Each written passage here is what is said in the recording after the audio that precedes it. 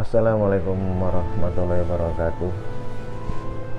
Para sahabat, saudara-saudari dimanapun Anda berada, selamat datang di Campur-Campur Channel. Pada video kali ini saya ingin menceritakan atau mengisahkan kejadian nyata yang terjadi sudah saya lewatin. Dan kejadian yang paling awal adalah menyangkut masalah jatuh. Dua orang berboncengan sepeda motor, kemudian mereka jatuh. Salah satu yang bonceng ini helmnya lepas, nah kemudian mengalami pendarahan dari telinga kanan kiri, hidung, dan juga mulut, dan kelihatan sangat mengkhawatirkan. Sedangkan yang satunya tadi juga terjatuh, helm setengah terlepas. Nah, tapi dia dalam keadaan baik-baik terlihatnya ya. Jadi karena dia masih bisa membawa motor, bahkan membonceng temannya tadi untuk dibawa ke rumah sakit yang mengalami pendarahan. Telinga, hidung itu terus mengucurkan darah, di mulut juga ada keluar darah. Jadi dibawalah ke rumah sakit. Dan ini korban yang kedua ini yang membawa rekannya ke rumah sakit, itu masih tetangga saya juga. Nah terus kemudian di rumah sakit diadakan observasi sebentar di IGD. Nah kemudian dirawat di infus, tapi kemudian di CT scan ya. Nah terus masih dalam keadaan sadar, dia masih bertanya kepada temennya yang membawa dia, kamu kenapa nggak dirawat juga, kamu harus di ronsen atau mungkin di CT scan. Dia mengatakan, yang tadi yang membawa rekannya tadi, saya nggak apa-apa, cuman pusing sedikit aja katanya gitu. Yang perlu dikhawatirkan adalah kamu, karena ada pendarahan di telinga, hidung, dan juga mulut. Nah akhirnya nih si orang kedua yang dirawat di rumah sakit ini tadi ditemani anggota keluarga, dia pulang karena ini masih berteman mereka. Nah pulang di rumah cerita-cerita sama keluarganya ini tadi, korban yang jatuh yang membawa motor tadi. Nah terus kemudian masih sempat ngopi juga. Terus ditanya, kamu kan ikut jatuh, kenapa kamu nggak diperiksa, takutnya kenapa-kenapa? Dia menjawab pertanyaan mamanya dengan mengatakan, saya tidak apa-apa, cuman pusing aja. Pusingnya pun nggak seberapa, nanti minum obat juga hilang. Sebelum dia tidur kira-kira jam 1 malam, dia kemudian minum obat penghilang rasa pusing. Nah kemudian dia kira-kira jam 4:30 subuh dibangunkan sama orang tuanya, karena biasanya orang muslim menaikkan kewajiban ibadah sholat subuh, dan dia sudah tidak bangun, tidak bergerak, dan tubuhnya dalam keadaan kaku. Sedangkan yang dirawat tadi hingga sampai saat ini sehat selalu, dan kurun waktu itu sudah 5 tahun yang lalu.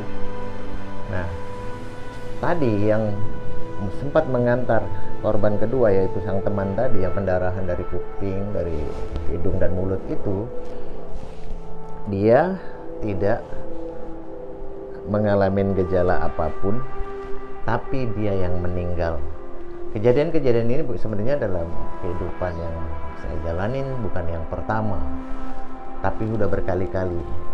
Saya pun pada saat itu sempat menyarankan untuk CT scan ataupun ronsen, tapi dia bersikeras dia tidak apa-apa, cuma pusing saja. Lalu kenapa ini korban yang pertama tadi, yang jatuh dari kendaraan itu tadi, yang membawa motor itu tadi, bisa meninggal padahal tidak ada pendarahan, cuman ada memar dikit, itu dekat bagian kepala samping sebelah kiri ya, dekat ini ya, di dekat otak kecilnya. Nah tapi dia meninggal pada beberapa jam kemudian. Ini sebenarnya kecelakaan-kecelakaan yang seperti yang kita abaikan ya, ataupun jatuh yang kita abaikan, benturan yang kita abaikan, yang kelihatannya sepele, dia meninggal karena adanya benturan di dalam yang tidak begitu dia rasa seperti sesuatu yang hebat atau sesuatu yang harus ditangani medis. dia merasakan cuma pusing, benturan itu membuat dia pusing, tapi dia tidak menyadari guncangan yang terjadi di jaringan otak dalam, kemudian adanya pendarahan di dalam otak, di jaringan otak. Inilah yang terus dia terakumulasi, terkumpul terus, makin lama makin banyak, itu menekan saraf, mulai saraf pusat, otak besar, kemudian dari kiri ke kanan, kemudian ke otak kecil. Nah, itu membuat dia anfal dan kemudian tak tertolong, meninggal dunia. Itu disebabkan korban tadi tidak mengerti bahwa benturan yang sebenarnya kelihatan tidak membawa dampak apapun secara fisik ya, tapi di jaringan dalam tengkorak kepalanya itu sudah terjadi pendarahan yang berangsur terus menerus. Akumulasi dari pendarahan itu menumpuk, pendarahan yang menekan saraf pusat itu membuat dia kehilangan semua ingatan dan kemudian itu merenggut nyawanya. Jadi kadang kita mengkhawatirkan benturan yang misalnya benjol, memar, lebam, atau ada pendarahan dari hidung, kemudian benturan yang membuat keluarnya darah dari telinga. Sebenarnya secara medis itu masih ringan karena ada darah kesempatan keluar, jadi tidak menggenang di dalam tengkorak kepala, di lapisan otak. Itu jadi adanya keluarnya darah tadi tidak menekan sistem semua jaringan saraf otaknya, sehingga pertolongan yang diberikan itu biasanya lebih cepat dan lebih mudah. Yang berbahaya adalah benturan yang seperti ini, tidak ada pendarahan di telinga, benjolnya cuma sedikit, tidak ada pendarahan dari mulut, tidak ada pendarahan juga dari hidung gitu, cuma merasakan dampak pusing saja. Sebenarnya ini sangat berbahayanya di situ tadi. Apabila darah yang tidak bisa keluar terjebak di dalam jaringan otak, itu terus makin lama makin menekan, makin akumulasinya berkumpul semakin banyak, membuat orang itu kehilangan kesadaran hingga meninggal. Jadi sebenarnya nggak ada benturan itu yang sifatnya bisa disepelekan. Justru yang kelihatan ada darah mengalir dari telinga, dari hidung, itu antisipasinya kita langsung gerak cepat bawa ke rumah sakit. Bagaimana kalau benturan yang membuat pendarahan di dalam dan tidak ada darah yang keluar dari telinga, dari hidung, apalagi dari mulut? Inilah justru yang paling banyak orang meninggal dunia. Dan seperti yang tadi, korban tadi yang membawa temannya ke rumah sakit, itu dibawa lagi setelah meninggal ke rumah sakit, diperiksa, memang terjadi pendarahan di jaringan otaknya, dari otak besar merambat kemana-mana gitu, darah ini tadi. Itu yang membuat jiwanya tidak tertolong. Jadi sebenarnya benturan ya, yang sifatnya